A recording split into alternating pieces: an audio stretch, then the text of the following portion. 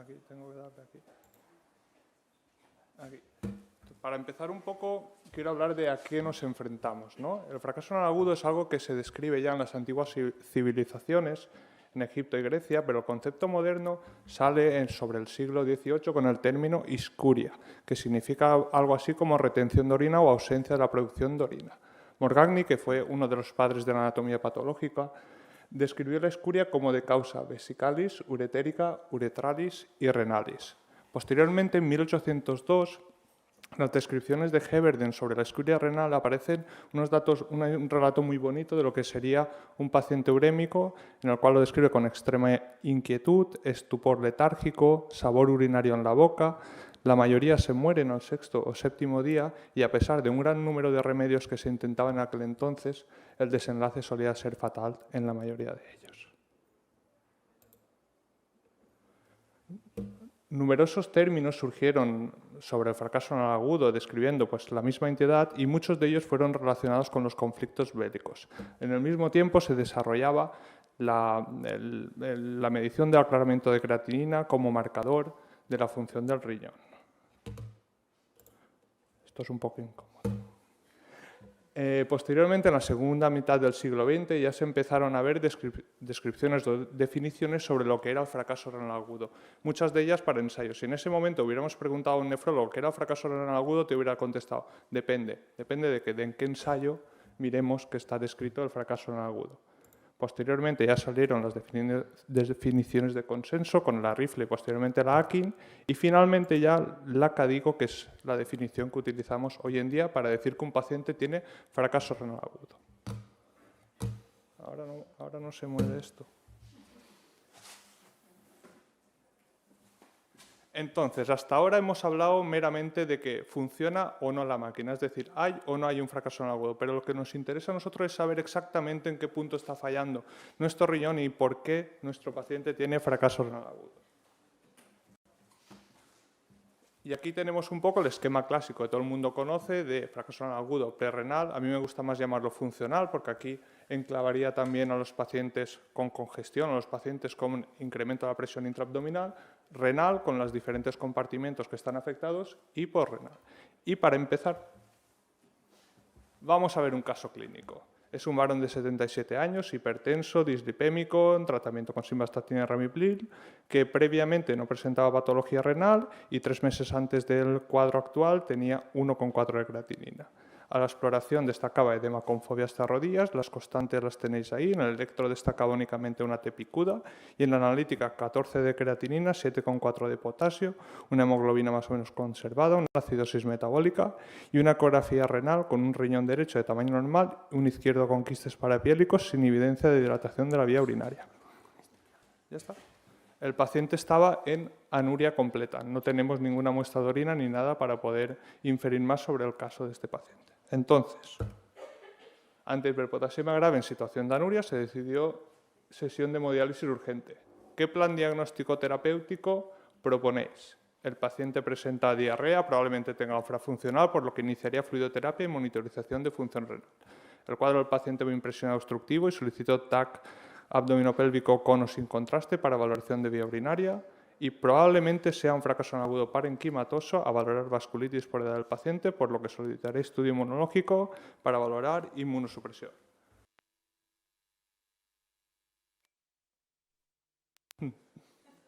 Bueno, vamos a seguir un poco para la historia fue un poco. El paciente tenía diarrea, es verdad, de 3 semanas, pero estaba con la tensión mantenida, tenía 120. Sí que es verdad que a veces vemos fracasos renales agudos funcionales con tensión mantenida porque el paciente tiene 180 en casa, pero también tenía edema de miembros inferiores. Entonces, lo que tuvimos con este paciente en realidad fue esto. El paciente presentaba una obstrucción bilateral de la vía urinaria secundaria de adenopatías retroperitoneales por una masa pancreática. Este es un paciente real que vino al clínico hace unos cuantos meses. Y lo que viene a decir este caso es que fiaros del relato que os cuenta el paciente. El paciente cuenta una anuria brusca, el paciente no tiene una anemia importante, el paciente no tiene nada más. Y la ecografía, revisar imágenes, los quistes parapiélicos, cuando hay obstrucciones superiores, muchas veces pueden simular hidronefrosis. Y con lo que vengo a decir con este caso es que muchas veces el fracaso renal agudo es esto. No es un esquema con diferentes líneas, sino que es el obstructivo, que suele ser obstructivo en sí mismo, pero puede tener partes de funcional y un obstructivo evolucionar a parenquimatoso, y el funcional, que es lo que más se relaciona con el parenquimatoso, con la necrosis tubular aguda.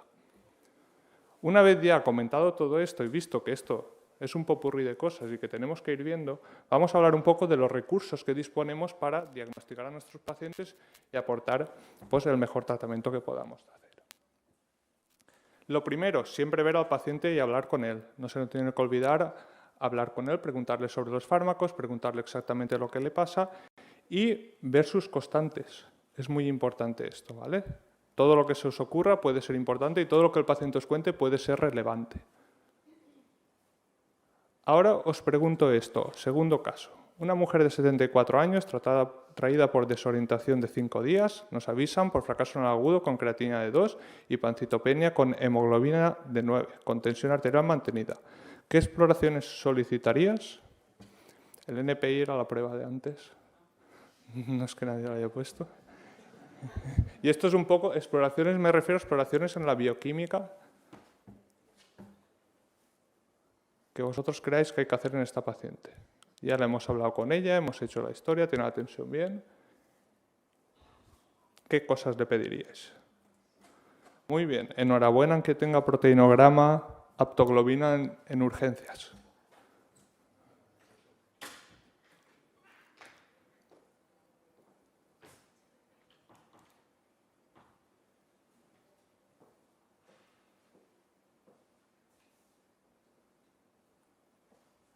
Yo creo que más o menos son las cosas que pedimos habitualmente. Para enfrentarnos a un fracaso renal agudo, pues necesitamos cosas. Y entre ellas, en esta paciente, que lo que quería era orientar un poco a que tuviera un mieloma múltiple, es muy importante el calcio y las proteínas totales. El proteinograma, por desgracia, no lo tenemos disponible en urgencias. Y con esto hablar también de la importancia de la gasometría venosa. Es decir, los pacientes con paraproteínas muchas veces tienen pseudotrastornos hidroelectrolíticos, es decir, pueden tener pseudohiponatremia, pueden tener una pseudohipercalcemia o un calcio diferente. Entonces, la gasometría es muy importante para valorar sodio, calcio en estos pacientes y ver qué fluidoterapia es la que mejor les tenemos que poner. Entonces, poner un poco en valor el uso de la gasometría venosa en estos pacientes y después ya, pues dependiendo del hospital en que trabajéis, hay unos recursos u otros disponibles en urgencias y hay que saber exactamente qué hay que pedir en cada uno. Aquí tenemos un poco un resumen de lo que recomiendan en un artículo de 2016 de pacientes críticos sobre el diagnóstico del fracaso renal agudo y si veis el calcio está para hacer en todo paciente con fracaso renal agudo, así que es importante acordarse de él. Ahora ya hablamos de orina. Orina, lo más simple que hay en orina es una tira reactiva de orina. La tira reactiva de orina nos puede dar muchísima información, entre ellas las proteínas, pero hay que ir con mucho cuidado. Este es un artículo en el cual compara pacientes con proteinuria o sin ella, en las cuales hace una tira reactiva de orina que mide la densidad urinaria de las proteínas en tira y un cociente proteínas creatinina. Con esto os lo puedo señalar. El número que aparece aquí es el total de pacientes, el número que aparece a la izquierda sería aquellos con proteinuria en cociente menor de 500 y a la derecha con mayor de 500. ¿Qué quiero deciros con esto? Que pacientes con orina con orina muy diluida, con proteinuria en tira de 100, por ejemplo, la gran mayoría de ellos tiene una proteinuria en el cociente mayor de 500, mientras que aquellos pacientes con orinas más concentradas, a pesar de tener más de 100 miligramos por decilitro en este caso, que es lo que mide la tira reactiva, no todos ellos tienen un cociente mayor de 500. Entonces, cuidado con las proteinurias en tira en orina, hay que saber interpretarlas en función de cómo esté concentrada esta orina. La hematuria en tira reactiva no es lo mismo la orina que hay a vuestra izquierda que la orina que hay a vuestra derecha. Hay que verla siempre, hay que ver si hay coágulos, porque la orina glomerular no produce coágulos, y hay que pensar también en falsas causas de hematíes positivos en tira reactiva, como puede ser una rhabdomiólisis con mioglobina. La densidad urinaria, muy importante y muy olvidada. Muchas veces ni la miramos en tira reactiva. Y ahora os pregunto, viendo estas orinas, ¿qué orina prefiero encontrar en un paciente con fracaso renal agudo? ¿La 1, la 2, la 3, perdón, o la 6?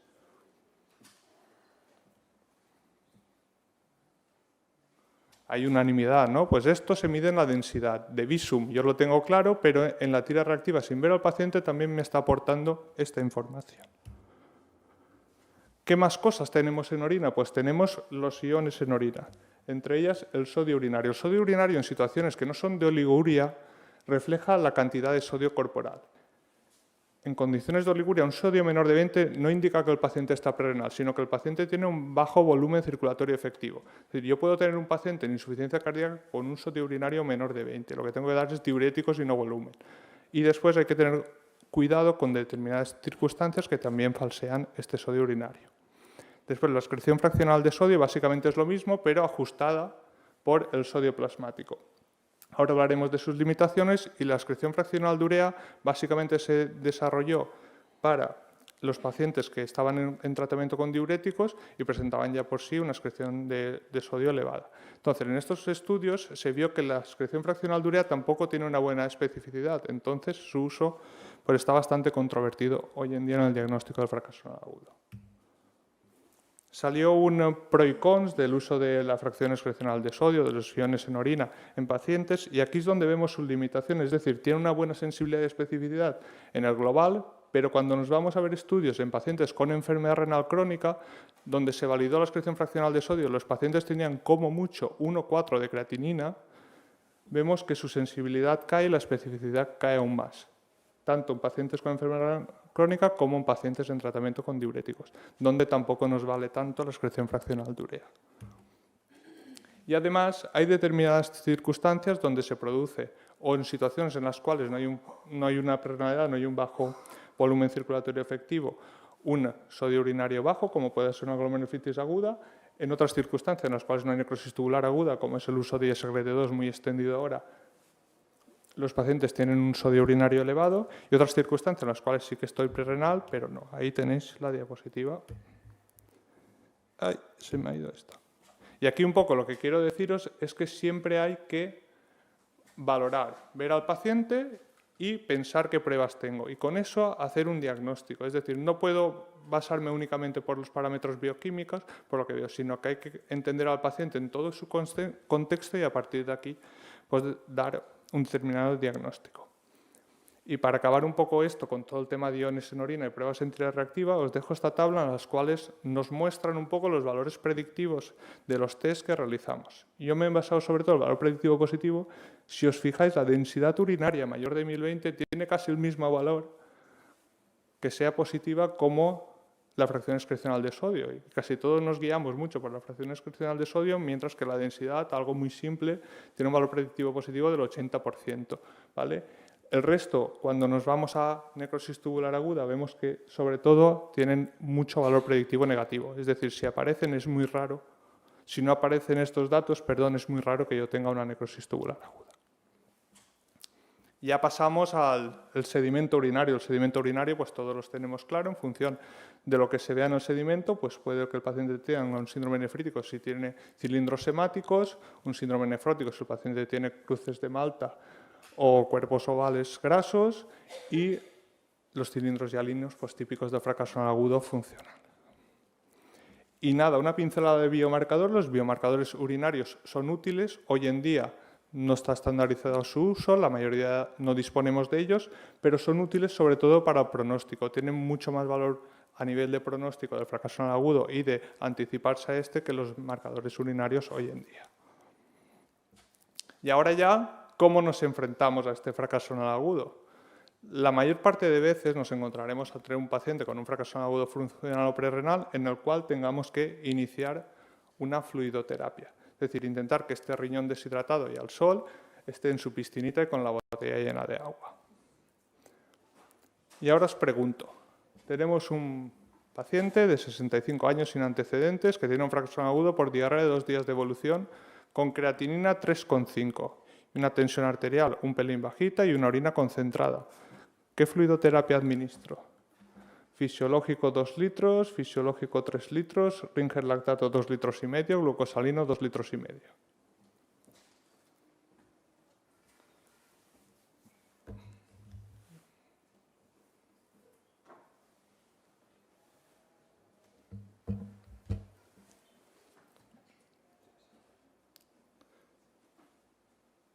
Bueno, aquí hay mucha más controversia, ¿no? Y es que realmente sobre la cantidad voy a hablaros yo ahora, sobre el qué ya os hablará mañana el doctor Torregrosa, pero básicamente es difícil saber exactamente qué fluidoterapia administrar. Normalmente yo lo que hago un poco, aquí entro en guías más, un poco mi experiencia personal, que como sabéis tampoco es muy larga, tenemos varias condiciones. Estaría el paciente crítico, el paciente con una diarrea profusa, el paciente hipotenso, que yo suelo hacer una aproximación similar a la que se daría en un paciente crítico. Es decir, una fluidoterapia en torno a 20 mililitros kilo en vez de 1 hora en 2-3 horas y ver un poco cómo responde. Si es un paciente pues, con comorbilidades, con una hipovolemia más relativa, pues puedo plantearme un poco si 2-3 litros, pero lo importante es ir viendo. Como pone aquí, el objetivo es restablecer la perfusión, que es una tensión arterial media mayor de 70 y una diuresis estimada de 0,5 mililitros kilo hora. Esto suele ser todo en paciente crítico. Es verdad que en estudios en nefro tenemos mucho menos. ¿Y cómo hacemos la fluidoterapia? Pues monitorizando. ¿Cómo monitorizamos al paciente? Con Trendelenburg. Es una maniobra muy sencilla que te aporta información sobre si el paciente le sigue faltando volumen o no, y con la ecografía a pie de cama, que nos gusta mucho hoy en día, con la escala Vexus y valorando. Pero siempre teniendo en cuenta que existen fenotipos congestivos. Puedo tener un paciente con edema agudo de pulmón, pero con una cava completamente colapsada.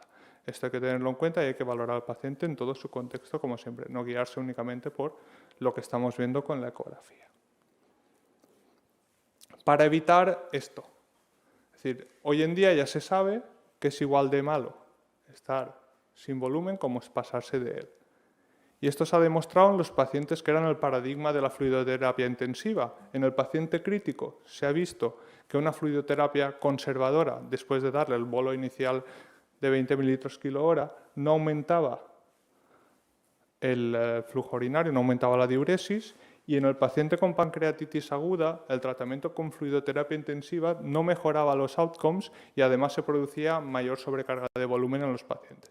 Es decir, si aquí no está indicada la fluidoterapia intensiva, probablemente en el paciente nefrológico tampoco. Y siempre, una vez nos pasamos, hay que plantear la desresucitación. Es decir, el paciente que le hemos puesto mucho volumen, recular.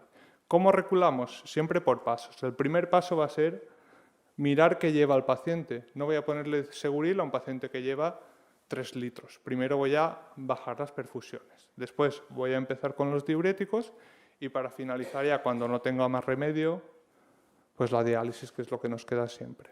Sobre la diálisis ya no voy a hablar mucho más, porque creo que todos tenemos claros que las indicaciones cada vez son más relativas, son adecuadas al paciente. Va a haber charlas sobre acidosis, va a haber charlas sobre hiperpotasemia y sobre el volumen, pues también hay que valorar al paciente individualmente y ver las necesidades. Y tampoco hay evidencia hoy en día de que iniciar la diálisis antes o después aporte nada sobre los outcomes de los pacientes. Y para finalizar ya, que creo que llevo unos 20 minutos, que va muy bien, quiero poner esta frase de Oppenheimer, que se atribuye a él, yo entiendo que la diría, que dice que los niños que estaban jugando en la calle pueden resolver problemas de física muy complejos porque miran de otra forma estos problemas. Es decir, nosotros somos jóvenes, somos el futuro de la nefrología y tenemos que buscar enfoques diferentes a los que nos han dado nuestros mentores con tal de intentar aproximar y mejorar la calidad de vida de los pacientes con enfermedad renal. Muchas gracias.